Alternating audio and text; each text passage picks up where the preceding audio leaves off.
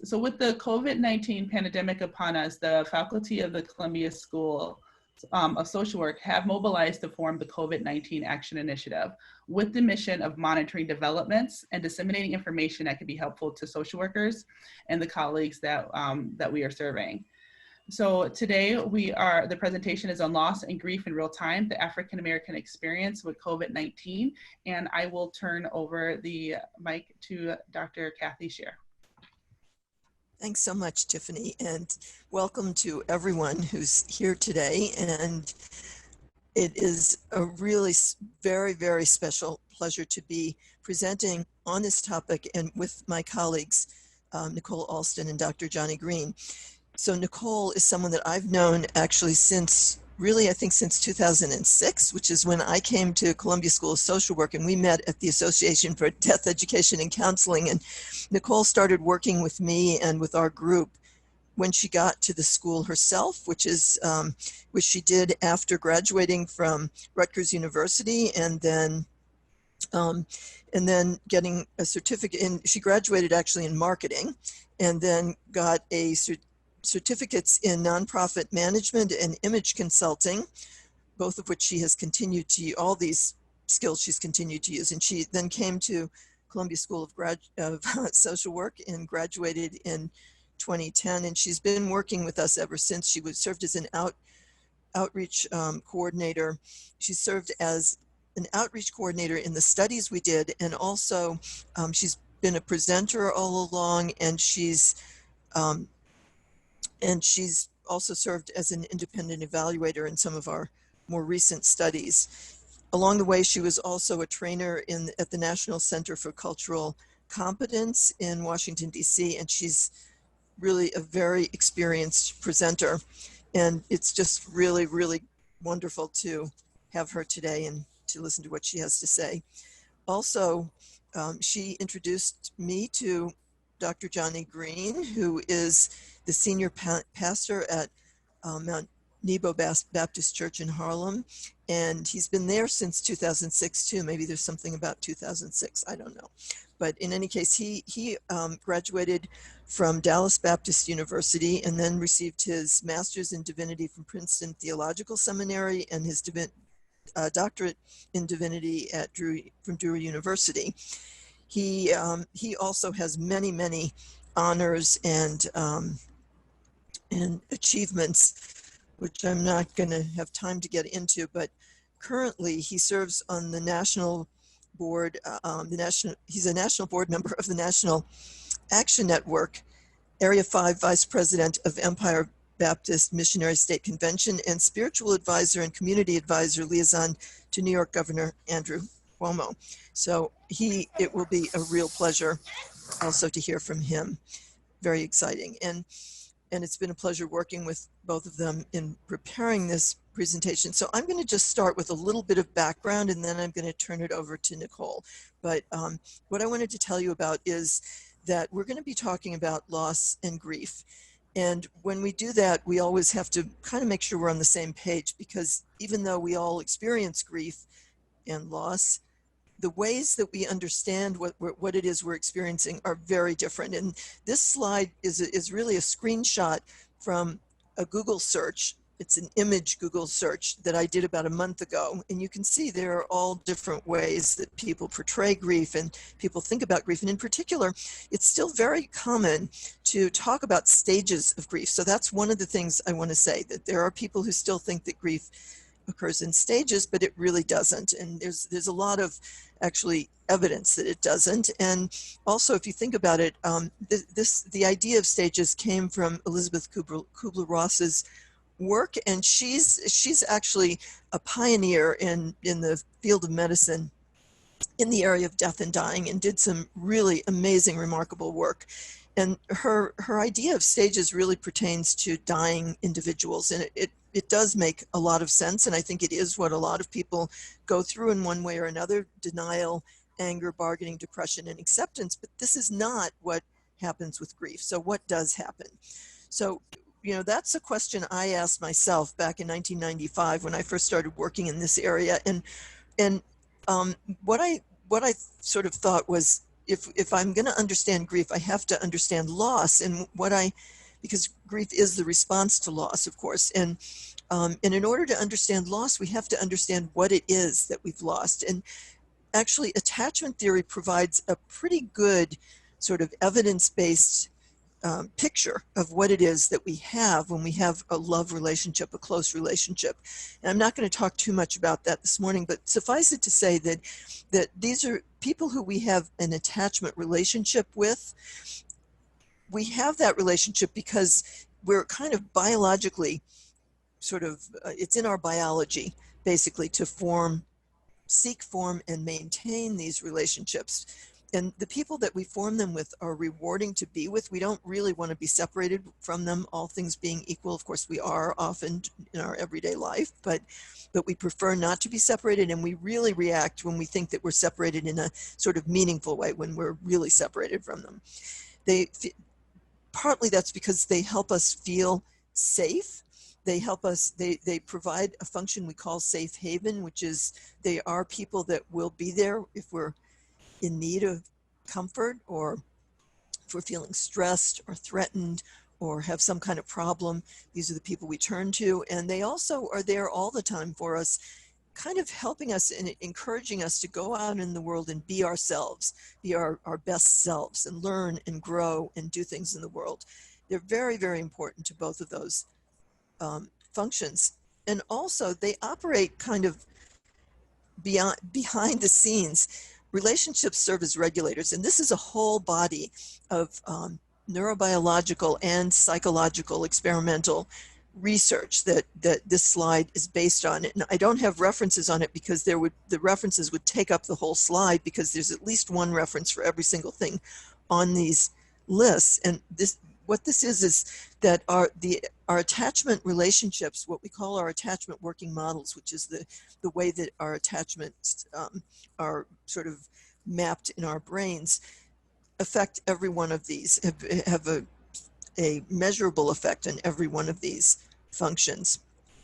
So what happens when we lose all this? Well, the first thing is that there is kind of a built-in sort of in our biology reaction to meaningful separation, as I mentioned, which is said, what we say is that it activates the attachment system, which is quiescent as long as our attachments are functioning well. But when it gets activated, it sort of produces a feeling of separation distress, which includes anxiety, big loss of sense of safety, a lot of loss of sense of confidence and competence, and guilt, and of course sadness. And then there's also proximity seeking, which we do by emotionally, by yearning and longing, and sort of physically by looking and seeking and really searching for people, trying to find them, literally. And preoccupation, which is a way of turning inward to look for the person. And what is that? What does that look like? Well, it looks exactly the same as grief. Grief looks like yearning, searching, preoccupation with the person who died, a lot of really intense emotions, anxiety, loss of sense of safety, and a lot of sort of what we call dysphoria, which is really physiological and psychological dysregulation, which is the loss of all of those regulatory functions. So in other words, grief is literally the form that love takes when someone we love dies. That's another way of saying what I just said. And that's one of the ways that we like to think about grief at the Center for Complicated Grief. But let's talk a little more about it, because it's not simple. It's a natural response, and it doesn't go away. It doesn't really ever go away, because the person who dies is essentially gone from this world forever. And so we're going to miss them in a sense forever. That doesn't mean it's always acute and intensely painful, but we don't forget the people we love. So the grief stays with us, and we call that integrated grief, the way that it stays with us. Grief naturally contains a lot of mixed feelings, especially in the beginning, and a lot of kind of confusing thoughts. And we all experience this, and there's some recognizable things that we do experience, but actually what's very important about grief is that it is unique to not only every person, but every single loss. It really depends very much on exactly what and who we have lost. So these are some of the mixed feelings and confused thoughts that we have. So we want to hold on to our grief. We often think of it as all we have left of the person and or the way that we can honor the person, but we also, it's very disruptive. So we also want it to be over. And in a way, we almost welcome the mental pain as because we know it's very connected to the person again. But of course, we want that to go away, and we want to go on with our lives. But we often don't understand how in the world we can do it, and we don't have a lot of enthusiasm for that either. We need other people very much so, but we have a lot of trouble feeling really truly connected to them. We know the person died, but then we can't understand it. We really don't understand it. We don't fully comprehend it. And then we crave that connection to our loved one, but at the same time, we want to avoid reminders that they're gone. And so that kind of conflicts with each other. And as does the fact that we can't stop thinking about the person who died, but then we feel like we've lost them forever. So it's a very, very, very emotionally painful and confusing kind of disorienting, unfamiliar kind of state that we enter when we're grieving. And then it does unfold. It changes over time, of course, but it doesn't unfold in a predictable way. It doesn't have stages, really. It contains this variable mix of all kinds of psychological um, sort of experiences, thoughts, feelings, behaviors, physiologic changes, and it varies erratically and unpredictably in the short run, and it evolves over time, but over a variable period of time that's really different for each person and each loss again. And part of that is because it's also, it is very dependent on the specific person we lose and when we lose them and how we lose them and what else is going on in our lives. But it's affected by all kinds of things that are unexpected and uncontrollable in addition. So in the middle of all this, what we have learned is that there are recognizable healing milestones, and they're listed here. And you can use the acronym HEALING to kind of understand this or remember this, really. So we want to learn to, we want to be honoring our loved one and also ourselves.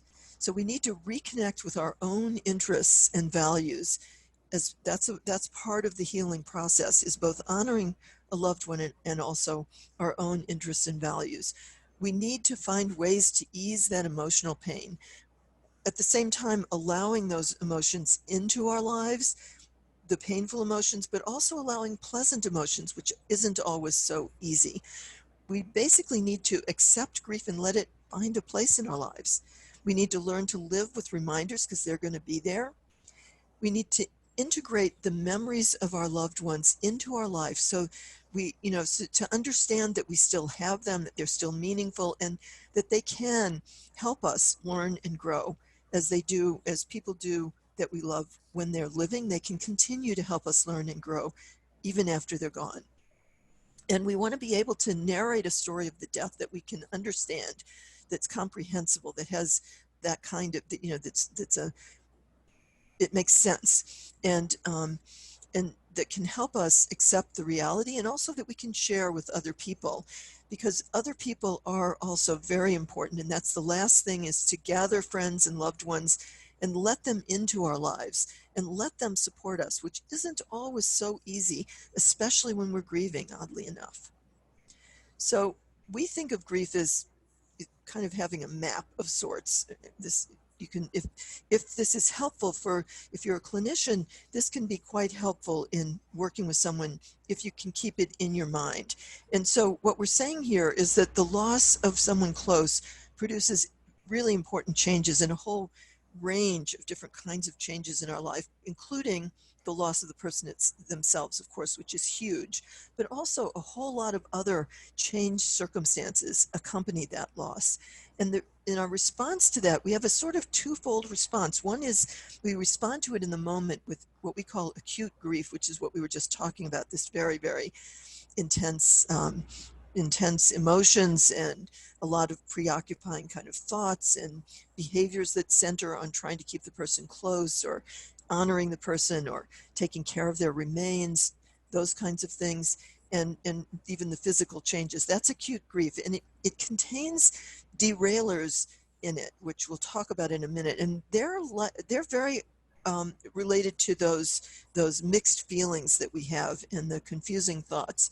But so the changes produce this immediate reaction, and they also trigger a process of adaptation, which gets us, which is really the healing milestones. That's how we do it, but it gets us to accept the reality and restore our well-being. And when we do that, grief kind of quiets and softens, and the intense feelings really recede, and the emotions become much more bittersweet and sometimes even comforting that are related to grief. And the thoughts are in the background more so. The thoughts of the person who died, of course, we think about them. Some people think about them every day for the rest of their life, and some people think about them much less frequently, but intermittently, always intermittently.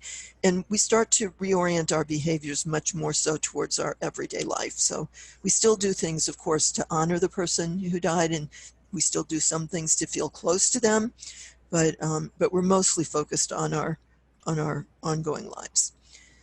So the problem is that sometimes that pathway to healing is derailed, and this is another acronym that we came up with to help us remember. These are all things that are very common, pretty much universal in acute grief, which is again part of those mixed feelings and confusing thoughts. And I'm not going to go through each one of these right now one by one, because we're going to send you, after we didn't have it quite prepared today because we wanted to make it COVID relevant, but we're going to send you a handout that has the healing milestones acronym and this derailer acronym as well.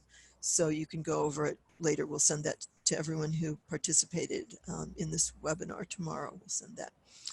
So the problem is these derailers can block the healing pathway, and that leaves us just kind of hanging out here with acute grief, just kind of going on and on and on. And this is the syndrome that we're now calling prolonged grief disorder.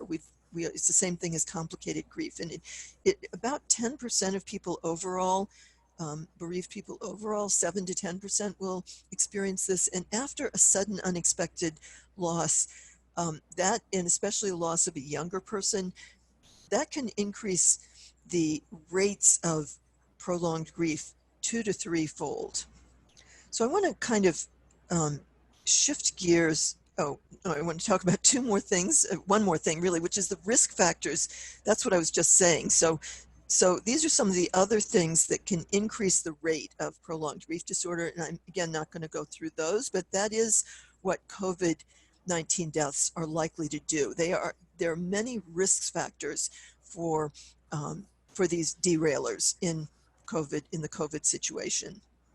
So I want to shift gears and end by telling you a little bit about how we learned all this, or what about the studies really something about this study. So we've done 3 NIMH funded studies, and we have an overall 71% response rate to the treatment we developed, which is very, very high for this kind of study. And we always compared the treatment to a treatment for depression. So it's really important to understand that grief is not depression. It definitely isn't depression. And we've looked over time, to see if there was any difference in our response rates, if the death occurred violently or a natural death, or if in older adults. We did one study which was only older adults and had individuals from 50 to 93 years of age. So older adults also can be treated in this way. And only recently, thanks to a PhD student at the School of Public Health at Columbia, Margaret Gascheru, and her mentor, Christine Mauro, we've been able to take a look at whether our outcomes, what differences might occur by race. And the first thing I want to say is that, as you see here, there were actually, you don't see it here, but there were 55 Black individuals who identified as Black in this study. And there were, I think, 455 people who identified as white. We'll talk about that in a minute. But the response rates to complicated grief treatment, to the therapy that kind of informed what I just said, 86% for those who were the Black participants and 78% for whites. Now, that is not a statistically significant difference, almost certainly, but it really tells you there is no there's not any hint of less response to the treatment that we did.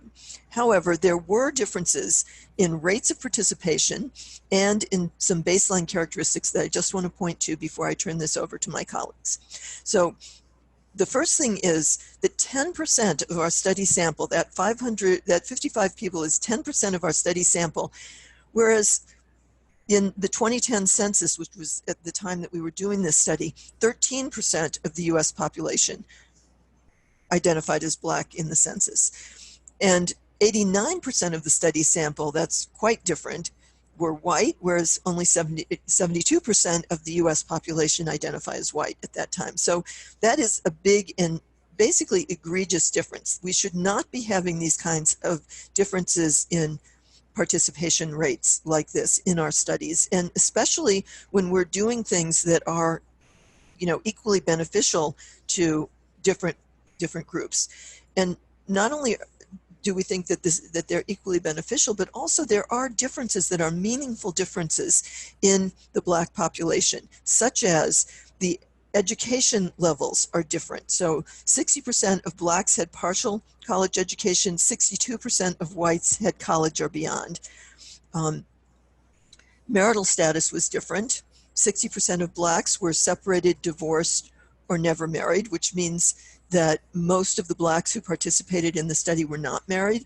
36% of whites were separated, divorced, or never married, or I didn't include the widowed in here, which was another 20% or so, so maybe the percentage of married at the time of the study was similar, but this is, I think, also a meaningful difference. The deceased loved ones were different. Blacks were 3 times as likely to be grieving someone other than a spouse, parent, or child, and the cause of death was twice as likely to be from chronic illness as for the whites, 3 times as likely to be from murder, and half as likely to be by suicide.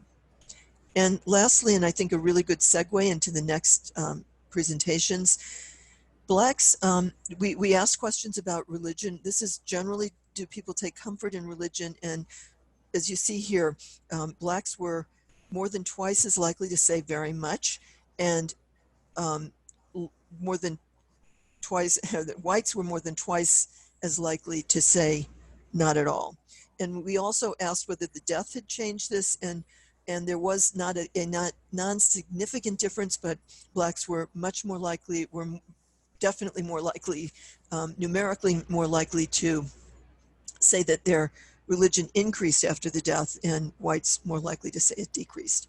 So I'm going to end at this point, and we're going to move on to the next 2 presentations before we get questions and answers, unless, Colleen, you think there's anything that we really need to address before we move on. No, I think we can move on, and we just have one question right now that we can do at the end. Okay, great. So everyone, just a reminder, please write in with your questions to the Q&A pod.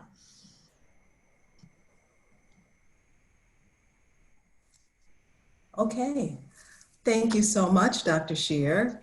I'm really delighted to be a part of the team. In addition to being a part of the center, I have also had a lot of experience working with families, bereaved families, parents who have experienced the death of a baby, as well as parents who've experienced the death of a child to life-limiting illnesses.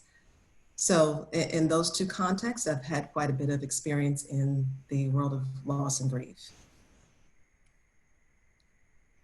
I know that we are going to be talking today about the impact of COVID-19 and the pandemic-related grief experiences.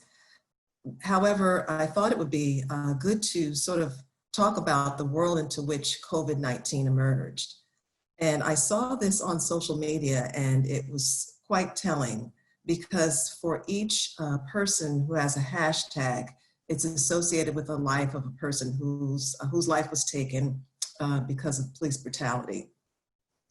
And so there's things like, we won't go through every one of them, and unfortunately I couldn't put all of these on one slide, but we can't go jogging, we can't have a cell phone, can't go decorate a party. There are just so many of these hashtags. And I looked at a study, well, actually it was a national survey of 40,000 African Americans. And it said that the results of the study, the surveys said that within 3 months of these events, like each event, it was associated with poor mental health outcomes for African Americans, which is certainly not surprising.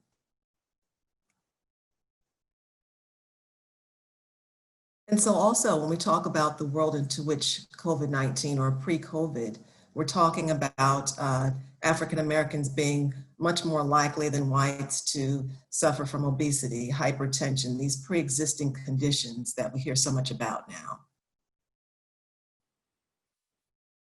I love these quotes. Where we live, and everybody's talking about this, so where we live, learn, and work and play, it affects our health. We understand that. We're seeing that with people who, Black and brown people who are more likely to have to work in these conditions, who are in intergenerational living spaces, the system, structural racism.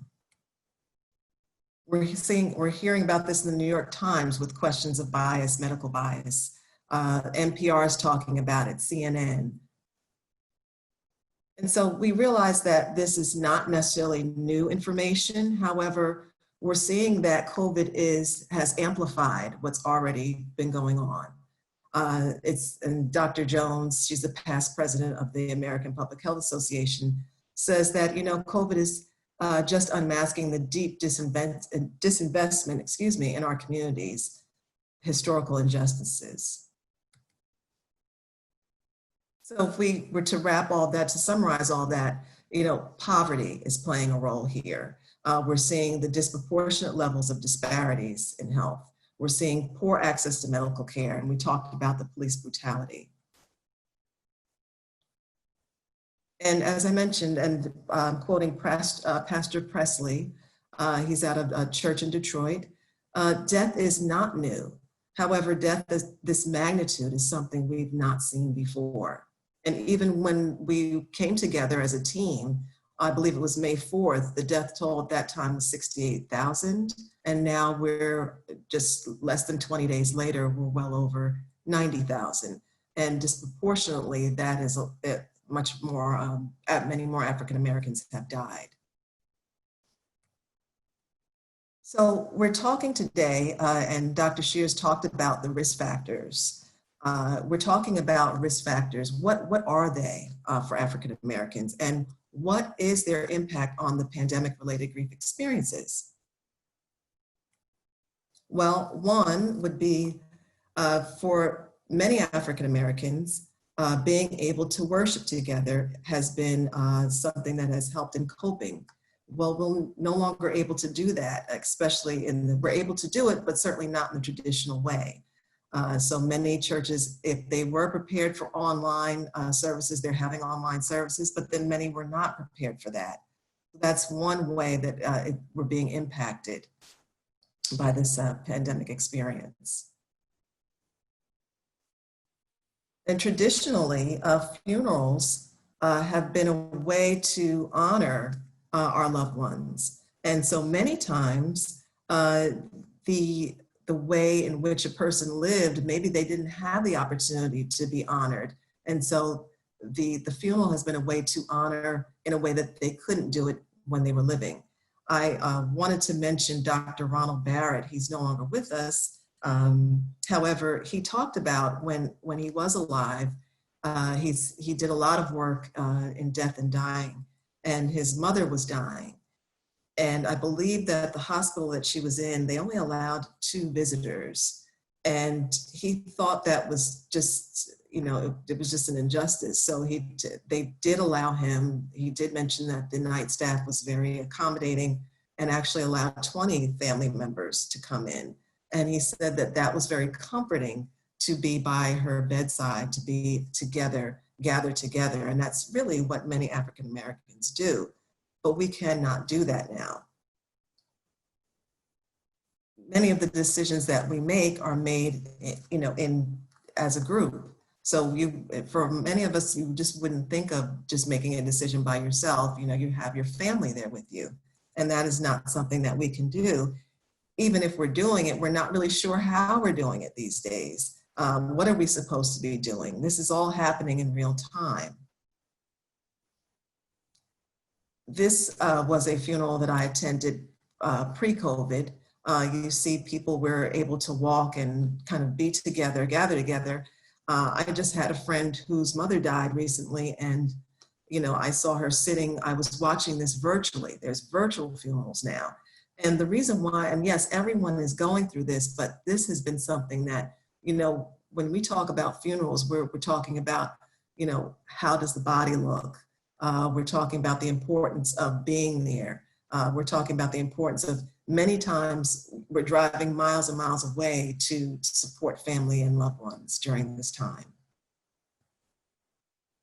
So this is more of what it looks like now, now that COVID has emerged. So when we talk about the fallout and just try to kind of summarize this, we're talking about interrupted funeral practices for African Americans.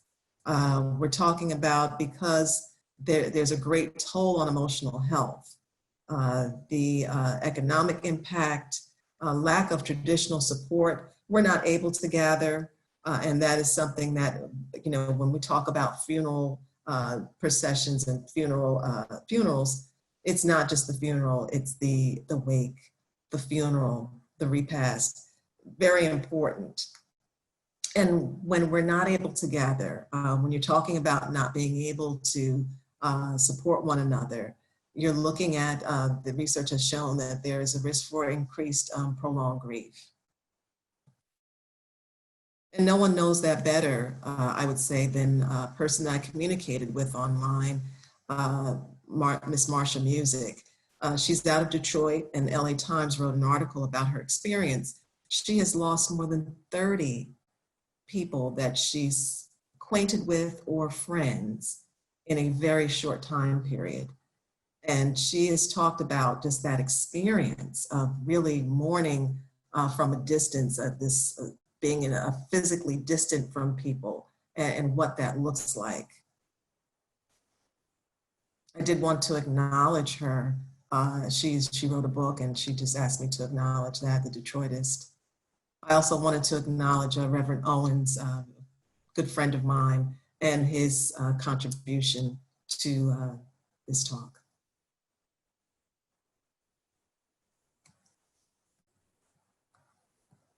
And so now, Dr. Green, I will be hearing from Dr. Green.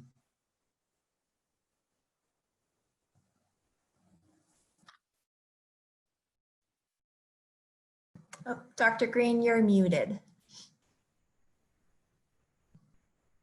Sorry about that. Thank you, Nicole, and thank you, Catherine, Dr. Scheer, for bringing us up to this point. I want to try to put a little humanity to what we have been discussing over the last half hour, 40 or so minutes. I'm the senior pastor of Mount Nebo Baptist Church in the village of Harlem. And over the last 60 days, the past 60 days, we have experienced 15 deaths in our church, and 12 of those deaths have been COVID-19 related. It has had a devastating impact not only on the families who have been touched by the loss of their loved ones, but it has had a devastating impact on the church as a congregation. It has impacted a lot of the community members who live in the surrounding area of the church, and it has had an impact on my life and the way I see ministry. Things have changed drastically over the last 60 days. I've been in ministry now for 42 years.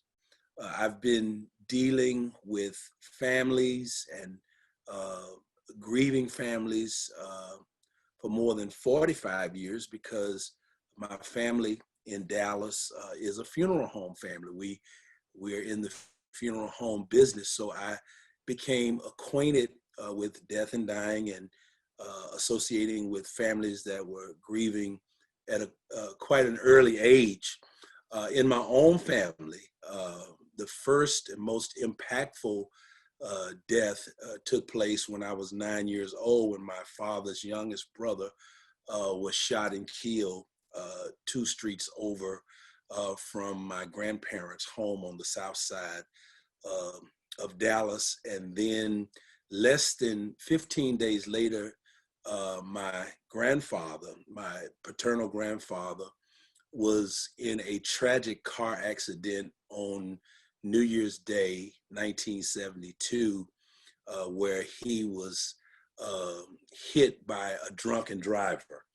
And so within 30 days, our family was not only making funeral arrangements for 2 beloved family members, but we were celebrating their departure to that land far beyond what we are familiar with right now. As a senior pastor and as a minister for over 42 years, I've always been a part of the grief process of families in our church. Even as an associate minister, even as a student minister while attending seminary at Princeton, I've always had hands-on experience with the members of our congregation who lost loved ones. But COVID-19 has somewhat changed the game. And it has changed things, I don't want to say for the better, because we cannot say that, but the way we deal with death and dying, the circumstances of the death, the context of the death, the consequences of the deaths that have transpired. Those are some of the things that I want to touch upon. First of all, the circumstances. People are dying suddenly. Out of all of the 15 deaths which have taken place in our congregation, 3 have been most impactful. The first being that of one of our ministers in training, Minister Kathy Williams, who the Sunday before she was rushed to Harlem Hospital, she led the sermonic solo before I brought the homily that Sunday. That Monday, she fell very ill and family checked her into Harlem Hospital, and 6 days later, she passed away. The second death was the death of prominent deaconess in our church, Deaconess Shirley Miller, who was rushed to St. Luke Hospital for breathing complications, and about 10 days later, she was dead. But the most impactful one was the death of my pastor's aide president, Ruth Ann Cohen Akins, who was in St. Luke Hospital for about 14 days before she transitioned. These deaths were unexpected. These deaths were sudden. They were extremely painful for me as a pastor. Nicole touched upon something in her conversation, in her discussion. The way we traditionally mourn, the way we traditionally celebrate the life of members of the Black church and the Black community, is sort of a celebration. And people come from near and far to attend homegoing celebrations. In some cultures, they bury immediately. But in the Black context, in the Black culture, we normally hold out our loved ones for 5 to 7 days because we want to give siblings, we want to give extended family members and close family members who live in distant places, we're going to give them an opportunity to come and be a part of the final homegoing celebration.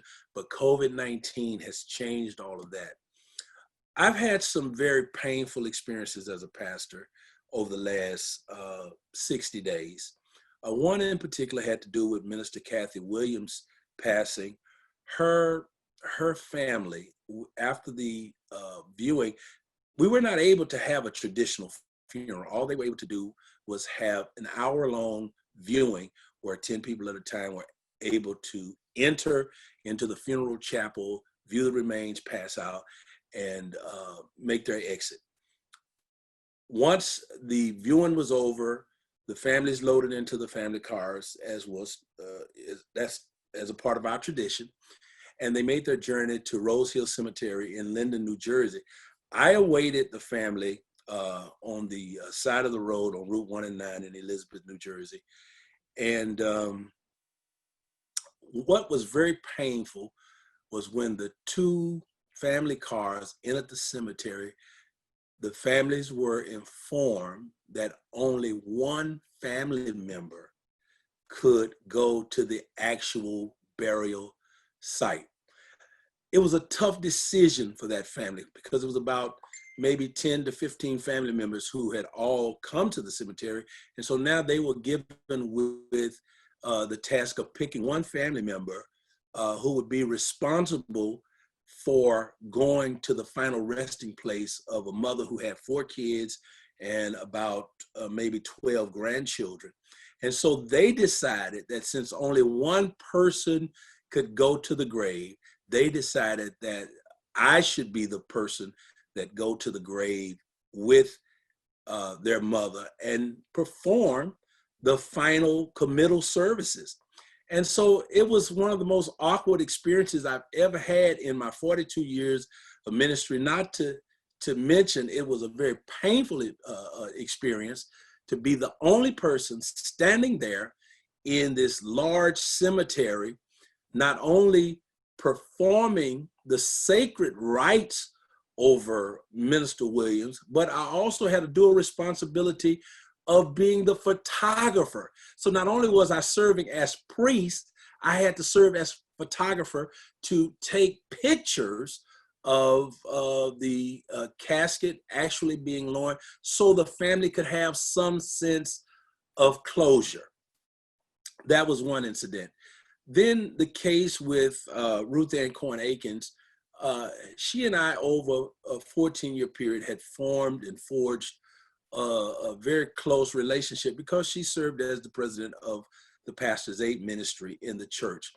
And each Wednesday night, I would give her a ride home to her home on 106th Street. And so, you know, over the years, we just became, it was more than a pastor and parishioner kind of relation. It was like a brother and sister relationship. And so for her to suddenly come down with COVID-19, and then one day I'm talking to her on her cell phone while she's in St. Luke Hospital, and 2 days later, I get the news that she passed away. It was very painful. My most recent experience came this past Tuesday when the youngest person in our church was buried on Tuesday, who died from COVID-19 related issues. Janae Fuentes, she was 42 years old, very active member of the church, sung in the Mount Nebo Mass Choir, sat directly behind me in the chancellery area in the choir loft behind my seat in the pulpit. I've known her family since coming to the church. I minister at a church in South Carolina each year where she has relatives. It comes from a big family. She passed on April the 4th, April the 4th. And we were just now being permitted to have her viewing and burial this week. And what was so sad about her passing was that she remained at the city morgue for more than 40 days. And when the funeral home finally took possession of her remains, she was frozen so stiff that it took 3 days for her remains to thaw out before the undertaker could properly embalm her body. And then speaking to the proprietor of the funeral, he said, Reverend Green, in all of my 50 years as a mortician, I've never seen a case of this nature. And to add insult to injury, the city morgue apparently handled her body in a very disrespectful way. And it is as if though they piled other bodies upon her, and her neck was shifted. Her head was shifted almost in an awkward direction. And so he had to maneuver with his mortician skills to bring her back to a point where she could at least be viewed by her loved ones. And then after the viewing, the very next day, I met this family in Butler, New Jersey, at a total strange cemetery that I've never had any dealings with. And it was myself, her father, her mother, her brother, and one close family member. I'm used to seeing a caravan of cars going to the cemetery, but I arrived at the cemetery early, and when the hearse and the family got there, I met them upon arrival. And we took her to a grave that was 18 feet deep. 18 feet deep. Imagine how deep that is. Most graves are 6 feet. This grave was, and so that was very disturbing to me that she was buried so low into the earth. And Wednesday night, Tuesday night and Wednesday night was very difficult for me as a pastor. It was something, even with experience growing up in a funeral home family, pastoring for more than 38 years, being in ministry for 42 years, this is something that I have never experienced. And then one last thing. I'm known as a social activist in my community, and I'm all too familiar with the disparities in the Black community. And one of the things that we have concluded and we've discovered from the data is that more Black and brown people are disproportionately dying from this deadly disease.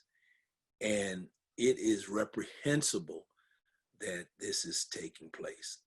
So, you know, ministry has changed. We've gone from corporate worship in the houses of worship to virtual worship experiences. And not only are we doing virtual worship with our Sunday morning worship, but we're even doing virtual funerals where I'm at one location and the human remains is at another location. And I'm doing extensive family therapy and counseling right here from my home office because COVID-19 has prevented me from hands-on pastoral counseling and care. And it has been a very painful experience for both pastor and parishioners.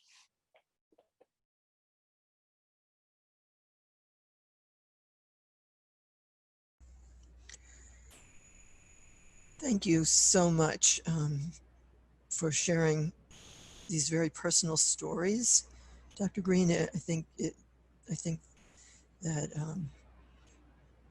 I know everyone has been deeply moved, and Nicole, I don't know if you've seen the many thank yous that have been coming through the chat for what you've presented as well, and this all needs so much to be center stage. So let's take a few minutes just to chat among ourselves as Colleen, maybe you can pull together some of the questions. But one of the things we talked about as we were preparing, I myself was very deeply moved. I'd heard these stories before from you, Johnny, but I'm a little, was very affected by what you just said. But I think we wanted to have maybe some takeaways, a couple of takeaways, and maybe more will come out as we move forward and answer questions here. But if we're talking primarily to, let's say, I think we're talking primarily to a group of social workers, not exclusively, but what might we have as, give them for takeaways from this, from our our talks. Well, Catherine, the first thing I think is that we have learned in our discussion over the past couple of weeks, coming together and collaborating, that in a situation like this, in the midst of a pandemic, there is no patented way to offer therapy. There is nothing concretized available to us. I think I said this to you and to Nicole in some of our previous discussions. What I'm dealing with now as a pastor, seminary and graduate school never offered a course that would have equipped me for the kind of pastoral care and counseling that I'm called upon to give now.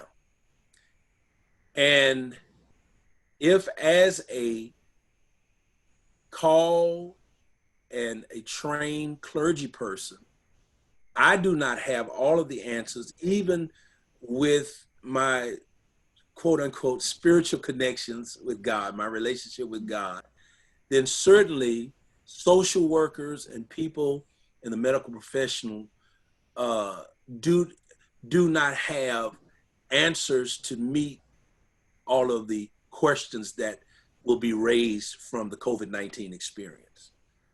I think that as we offer solace, as we offer comfort to families, I think that clergy persons need to understand there is no perfect answer. And we talked about this the other day. Sometimes you don't need an answer. Sometimes you don't need the correct theoretical response. Sometimes the answer comes in the form of presence.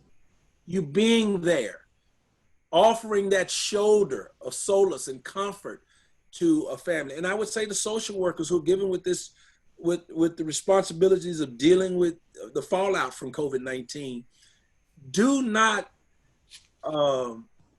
be hard on yourselves. Do not beat up on yourselves if you don't have, quote unquote, the right answer for that particular moment.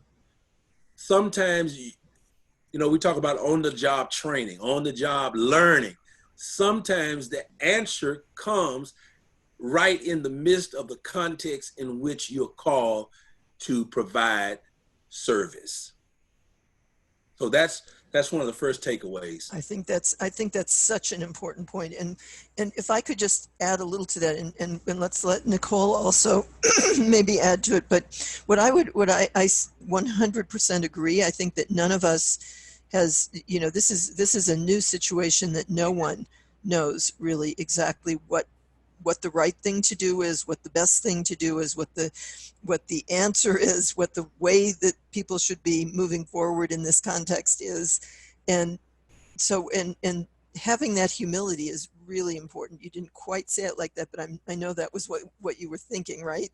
And that it's being kind to yourself and also not trying too hard, because knowing that being able to accept that you don't have the answers, and then being the presence is the answer. I love that. That was beautiful. I think that just being able to be present, and that in turn means for all of us, it means that we do have to pay attention to our own feelings, our own reactions to the stories that we're hearing, in a way that we can stay open and stay present, because that can be difficult. And sometimes we're tempted, when things are hard to hear, we're tempted to try to, well, we know that they're also hard to say, that's true, but we might be tempted to try to help a little too much. And, that's not, if we're just being there is what helps. So Nicole, do you want to? Sure. Yes, I'd like to say that, the acknowledgement that, because like the title says, this is happening in real time. So we have to acknowledge this is a new pain. This is all new. And I like what you said about the humility, acknowledging that we may not have all the answers. We're learning as we go. and then being lifelong learners. I remember just being in the room with people at bedside after a baby had died and looking at people who looked like me. And I have had that experience, but at the same time, it's two totally different situations. So always looking to, before we come into the room, being open to being a lifelong learner and being open to having some cultural humility, and understanding that, like I said, about the deep disinvestment, Dr. Jones, quoting her, in what's been going on. That's kind of how we got here. How much are we willing to invest in understanding more about others and others that, and others being African Americans? May I add one more thing? Please do. Yes, please.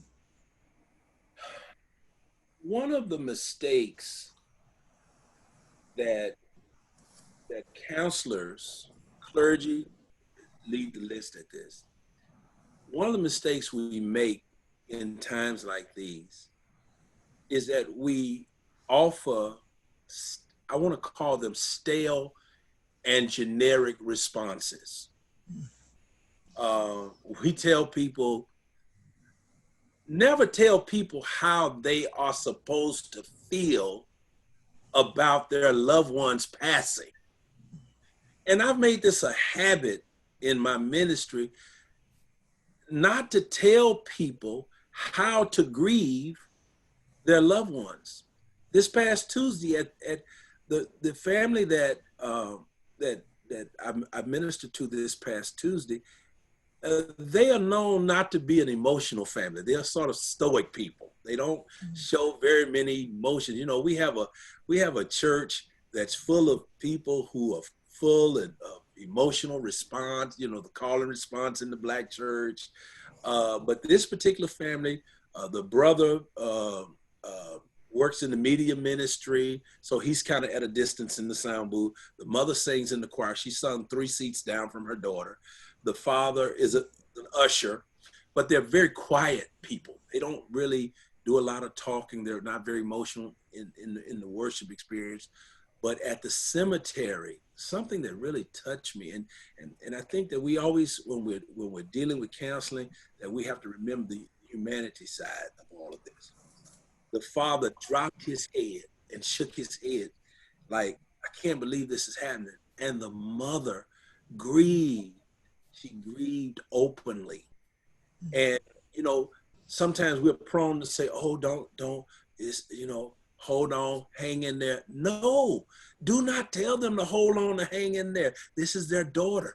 The last words that this mother heard from her daughter was when she dropped her off at Harlem Hospital, and the daughter turned as she was going in the door saying, Mom, don't worry, it's going to be all right. And then 2 weeks later, the mother gets the call that her daughter is dead. So there is no proper response. And please, counselors, please do not offer generic and stale, warmed over answers that do no one any good. It actually adds more harm than it does good. Thank you so much. And now I'm going to invite Colleen to moderate the chat or the Q&A. I think there's been a lively discussion going on. Yes, we have some very good questions in the Q&A. First question I wanted to ask, and this is from Kurt, is how do we prevent derailers from gaining a foothold and interfering with healing, given the incredibly painful and difficult circumstances, context, and consequences of a loss during this time? So I'm going to ask I think I'm going to ask my colleagues if you have any thoughts about that, or would you like me to try answering it and then you can think if you want to add something? But do either of you have an answer to that at all? Well, the question, just to make sure I understand, is how do we prevent derailers, correct, basically, in this context, in this situation? Yeah, that's right. I'm not sure we can, Kurt. Not sure we can prevent it. We're, as people that are working with people, we're kind of walking alongside. We're coming alongside. We're helpers. We're supporting. I'm not sure we can prevent the derailers. A lot of and that was a lot of what I talked about when I talked about kind of the context in which the world into which COVID-19 emerged. There's so much that's been going on 10, 20, 30, 40 years probably in a person's life before they ended up here, that the derailers might even already be there from previous losses and deaths. And deaths that may not even be in a casket, other like unemployment and just so much other structural racism. So I'm not sure we can prevent it, but we can come alongside. We can say, I'm here. We can acknowledge this is a new pain for you. Those are things we can do. I don't know if Dr. Green, if you have any other.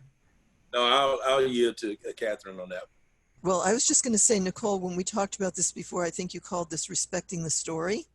Is that right? So Yes. I think, yeah, I mean, absolutely. It's not our job. And I think this is kind of what both Dr. Green and Nicole have been saying. And I totally agree with it. It's not our job to prevent derailers or to prevent them from gaining a foothold, as I said. At the same time, and I agree completely that one of the most important things is to validate the experience of whatever the derailer might be. We are talking a bit abstractly right now, but to validate the first of all, that it's natural to have the kinds of thoughts or so one example would be to really find yourself just really having trouble not getting pretty focused on how things could have gone differently. We call that counterfactual thinking, and that's something we do very, very naturally. Pretty much it's a human capacity that we all do immediately when something goes wrong. It's probably adaptive in a lot of circumstances, but when someone dies, we can't redo it. So, and there's not going to be really another opportunity. And so we very often will say, when there's an opportunity to think that it so easily could have gone some other way, it's hard to get off of that. And so the first thing is to validate that, and then to really, though, gently encourage people to just notice that they're thinking this, that notice that it depends on also when you're working with someone, because if it's right after someone died, if it's the kind of counseling that I think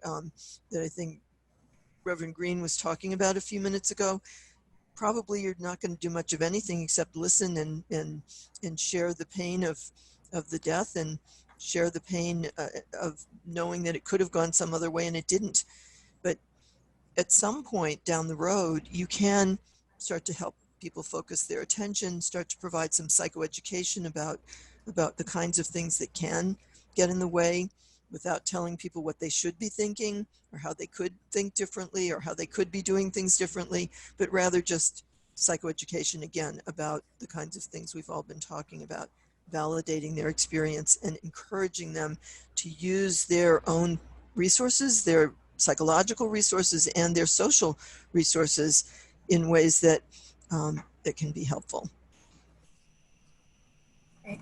Thank you all for those responses.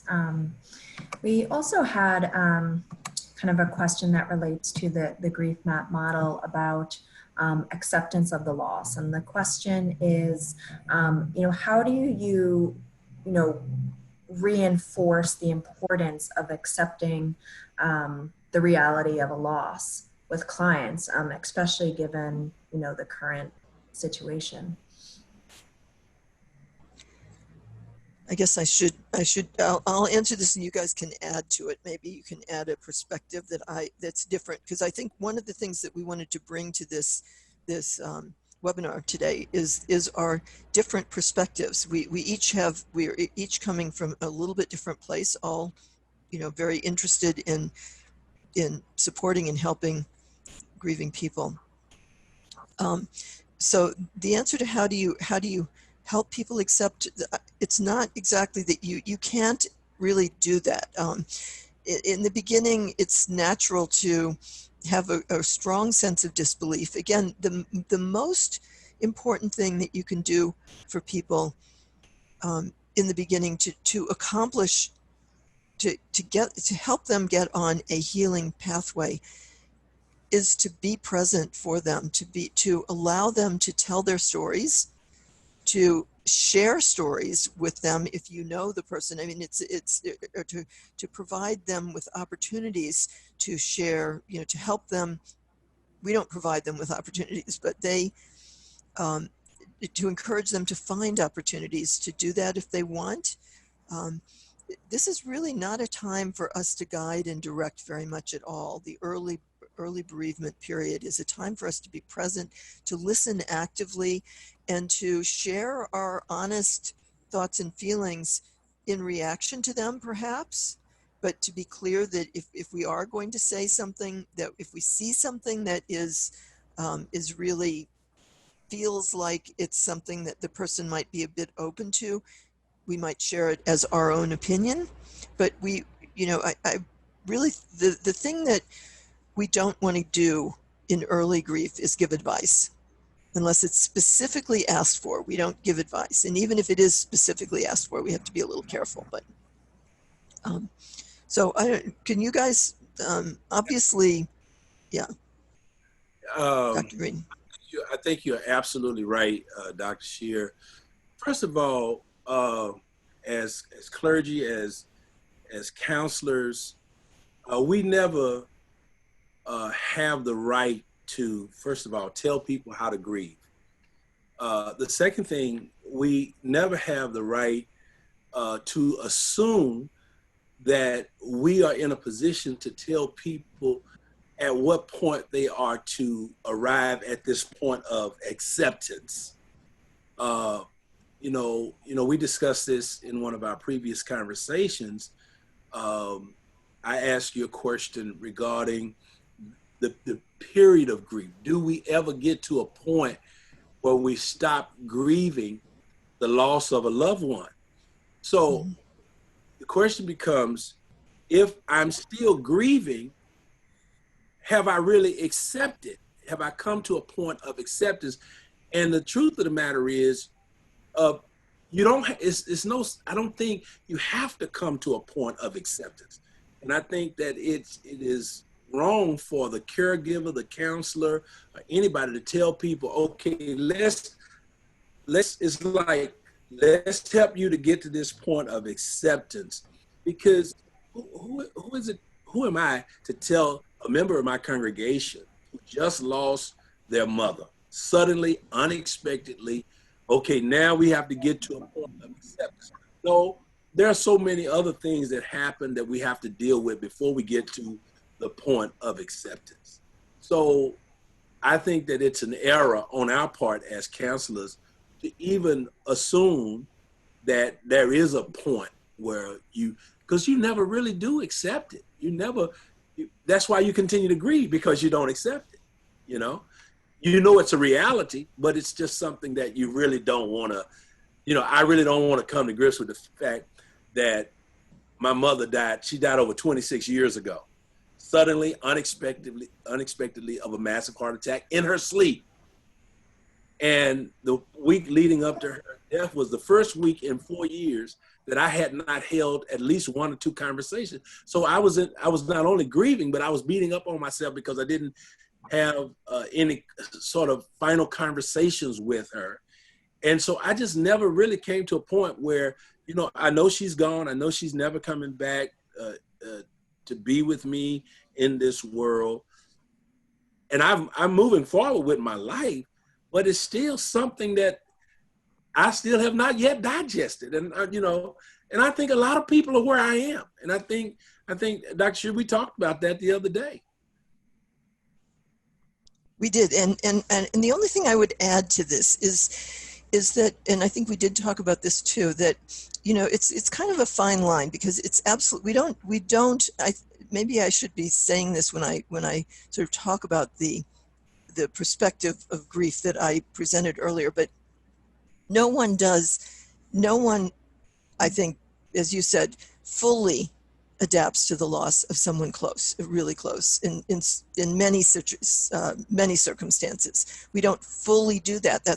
And as you said, maybe that's the reason why we always can have an upsurge in grief. We can have a pretty intense grief over someone who died 25 years ago under the right circumstances, in the right events or whatever, in that kind of situation.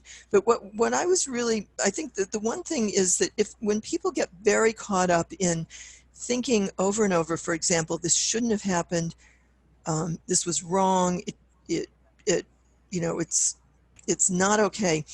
That's something that over time people do need to deal with. Most people do need to deal with it if they're going to be able to move forward in their own life in a meaningful way, which is really the other part of how we adapt. And maybe we often learn from these experiences, so we not only move forward in our life in a meaningful way, but in even a more meaningful ways. You were saying that earlier. It's not that it's not that there's anything good about this, but there is some good that can come out of it anyway. Even though the thing itself, the COVID virus itself, is not good, still that's part of being human too. And so we often, I often find myself thinking it's, to kind of use the serenity prayer as a guiding light. So, if is this something that, I have to accept it because there's nothing I can do about it, absolutely nothing I can do about it. And don't I want to put my energies towards the things that I can do something about, and or figuring out what the things are that I can do something about. It's not always so clear which is what those are, but it is very clear that you cannot do anything about the death of someone. You can't change the fact of the death. And so that's the part, I think, if people are continually doing that rewriting, or if they are continuing to, to insist that it was wrong, or to be, those things have to, but what we don't tell them, okay, stop thinking that. That's not what we do. But we do want to kind of gently guide them in a direction that they could begin to see that. And I think you would agree with that too, right? Yes. Dr. Scheer, there was something a point I wanted to raise. Yes, please.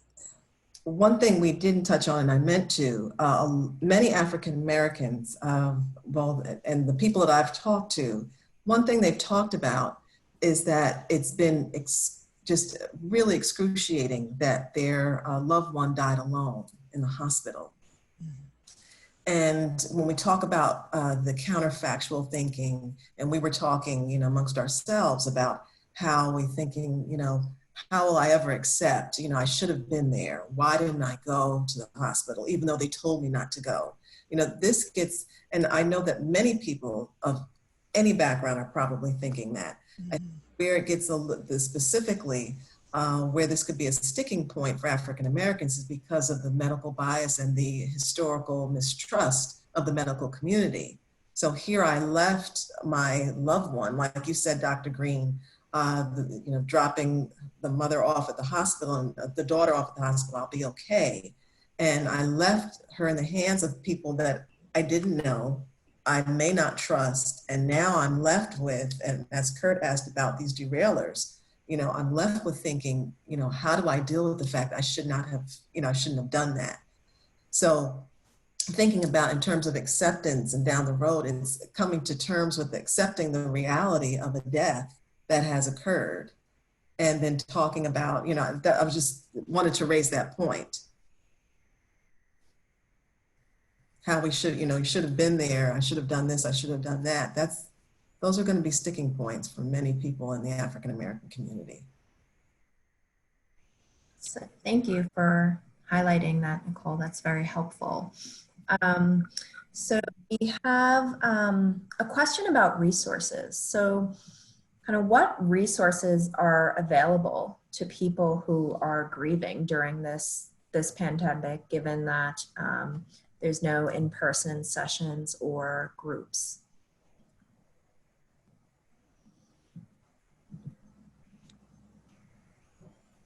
Would you, Dr. Green, do you want to answer that first? Or? Well, what we are doing at Mount Nebo Baptist Church in Harlem, we are offering different kinds of ministry opportunities virtually because of the social distancing, because of the fear of contracting and spreading COVID-19. We have, we have this saying, the church has left the building, but we have not left the church. Because the house of worship is a building, but the church is the people. We are, the word church, ecclesia, the Greek word is the word ecclesia, which means the called out assembly. And one of the things that we are commissioned to do as a church is found in the Great Commission of Christ in the Gospel of Matthew. And I don't want to over spiritualize this, Matthew chapter 28, verses 18 and following, where he says, go ye therefore and teach all nations, baptizing them in the name of the Father, Son, and Holy Ghost, teaching them to observe all things. So whatever we have commanded you, I have commanded you, lo, I'll be with you always, even unto the. We've always seen ourselves as missional. We've always seen ourselves as a going church. The church is supposed to move out. So COVID-19 has forced us to move out of our comfort zone, move from our positions of normalcy, where we've been privileged to have rooms at the church, offices at the church where families can come in and receive counseling. Now, just like you all are conducting this webinar, most of my pastoral care and counseling sessions are done via Zoom. If members of the church have an issue, we had a situation the other day where one of the ladies in our women's ministry, who's the vice president of our women's ministry, she was dealing with guilt. She was dealing with guilt because her niece that she's very close to contracted COVID-19. And prior to her going into the hospital, she was trying to reach her aunt who was quite busy. And the aunt, this was before she even knew that she had COVID-19. And the aunt was so busy that she just never got, and then the next time she heard her niece was in the hospital and she had to be intubated, and that they were saying that it didn't look good for her. And so she's grappling with grief now. And I said to her via Zoom, I had her and her family members to, we set up a Zoom meeting. And I said to her, there are certain things that happen in life that are out of our control.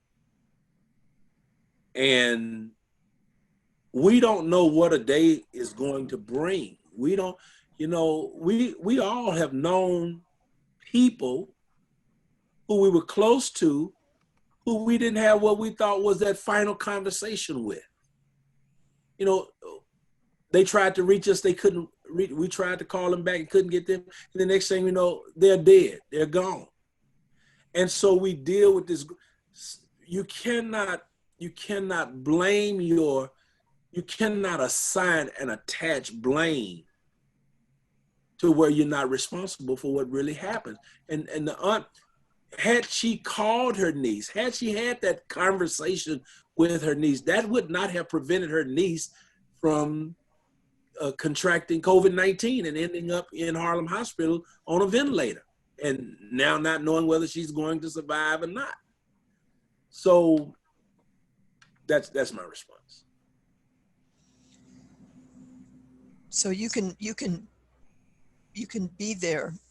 We're very fortunate, I guess, that all of us, that we can do these kinds of, we can still have these interactions, even though they are less satisfying for sure, less comforting, but they're the best we can do. And that's actually all we can do, period. So there are resources all over the internet. Actually, there are all kinds of resources. There are very good grief support sites. We have lists of them at the Center for Complicated Grief if anyone wants to contact us. And we also have COVID resources on our website at this point. I think those are very prevalent as well. And beyond that, I don't think until things open up, no one can provide other than video or telephone counseling as resources. But there's a lot of that available. So. Yes, and please do reach out to the Center for Complicated Grief if you'd like more information on resources in general and COVID-related resources. Okay, so we've had in the Q&A a few questions about kind of working with children and adolescents. So do you have any suggestions for ways to work with kids, especially when they say they don't want to talk about the loss? So I'm going to let Nicole take that one. You've had experience doing this, right? Yes, I have. Working with children, and especially when the question is when they say they don't want to talk about it. Well, a lot of times I'll bring in a little friend, a little co-therapist. The last time I think I spoke with a child who did not want to talk about it, I think I used it was a little Piglet or something like that. And I just had a conversation with Mr. Piglet, and I said, it's okay. And we just kind of had a conversation about what was going on between myself and the child. And then within a couple of minutes, we did this a couple of times, but within a couple of minutes, as I'm talking to the Piglet, the child kind of comes over and says, well, no, it's not like that. This is what she should be saying. And so I feel like that kind of opened up the conversation. That's a great suggestion, Nicole. That's wonderful. It's one of the best I've heard. So being creative like that and so open, you are a very talented therapist. And also, Dr. Green, you must counsel children as well, right? Oh, I do, all of the time. We have on Sundays, and I'm glad you brought that up. We have our Kingdom's Kids service. Our traditional worship service, our virtual worship service, is held at 9:30 on Sunday morning. Our Sunday school is 8. Our worship is at 9:30. But at 12, we have a special service for our Kingdom Kids ministry. And so we log back on at 12 with the Kingdom Kids ministry leaders and the young people in our church, the kids in our church. And we have provided for them a setting like a Q&A, because even the kids have questions because they're losing their aunts, they're losing their grandparents, and they've been in church. They've heard me talk about dying and going to heaven, transitioning out of time and so we have to be especially sensitive to them, because they, like myself, have the same questions I had at 9 years old after losing my uncle and losing my grandfather. The thesis that I wrote as a part of the application process at Princeton, the seminary, was a theological treatise that dealt with my understanding of God in light of my grandfather's death at 9 years of age. The God questions began to come early in life, earlier than we imagine. And normally they come through a child losing someone who is near and dear. We had a situation in our own family. One of my cousins, a little 9-year-old kid, has 6 siblings. They were all at the grandparents' house, running around the house playing, and my little cousin dropped dead like a rag doll, just dropped dead. How do you explain that to children? That's it just, as we talk about this, kids, they need ministering to as well. And so I'm thankful that our church is in a position and that our ministry was equipped in such a way that we had people in place to do ministry to young people. And then I make myself available. I get me a little rest between the morning service, and I go back. And even though most of the time I'm just sitting on the sideline in the queue, but there are some very pertinent and salient questions being raised by children that we've been able to answer through our experience as a pastor over the years, and hopefully from a spiritual perspective and from a biblical perspective from which we advocate. Which can be very helpful for children as well as adults, right? So I think we have time for just one more question. And this question was mainly directed toward Dr. Green, and we got it a few times, just about how do you practice self-care? Like what kind of things do you do to care for yourself? You know, you're doing such difficult work. Like what helps you even, you know, do this work even though you're dealing with your own losses? You know, I haven't quite learned how to step back. I do myself, from time to time, prior to COVID-19, once every 6 months, I'll take a trip. And it's just me. Sometimes it's by car, sometimes it's by plane. I'll just get in the car. Last year, around this time, right before summer, I got in my truck and I drove up to Portland, Maine, nonstop. I just got in the truck and I just drove. And, you know, every time I thought about stopping, I said, no, I'm gonna go. I had never gone past Boston. So it was my, you know, joy to just get in the truck and ride. That was my therapy. I do a considerable amount of travel during the course of the year on speaking engagements. I take that time also to retreat. Say, for instance, you know, I love going to California. I love Southern California. So if I'm going on a speaking engagement for a weekend, I may go 2 or 3 days earlier, or I may stay 2 or 3 days later and don't do anything but visit the restaurants, visit the tourist sites, just some me time. But most importantly, private devotion. This is how I regroup. This is how I re-energize myself. Private and personal devotion. There is no, as far as being a minister, you know, we spend an inordinate amount of time preparing sermons, preparing lessons, preparing eulogies, marrying young couples, counseling couples, baptizing, getting people ready for baptism, etc., and all that's involved in church work. But most ministers do not take the time to refuel themselves spiritually, retreat with just not so much the Bible, but the book or a good magazine or a good newspaper. I love reading the New York Times. I love reading the Wall Street Journal. You know, it's therapeutic for me. But most importantly, just getting a good book has nothing to do with church.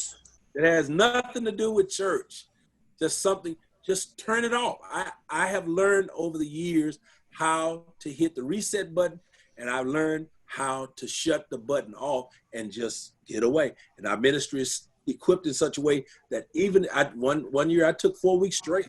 I wouldn't show up at the church. I wouldn't take any phone calls. My staff, and the church did just fine. And when I came back, I was ready for ministry. So that's what I do. I retreat, I take a trip, or I just get me a good book and just read, and just relax and do nothing, be lazy. Great Thank advice. you for sharing that. Yeah, that's great. I really like that. All right, so we are a few minutes past 1:30 Eastern, so I think it's time for us to wrap this up. So Sign off. yes, to sign off, right. Hey, was there anything you needed to add before we get I off? don't think so. I think, you know, I certainly thank our presenters, my two colleagues very, very much, and thank everyone who's participated today, and I hope everyone stays safe. Yes, thank you everyone for joining us, and a special thanks to Nicole and Dr. Green.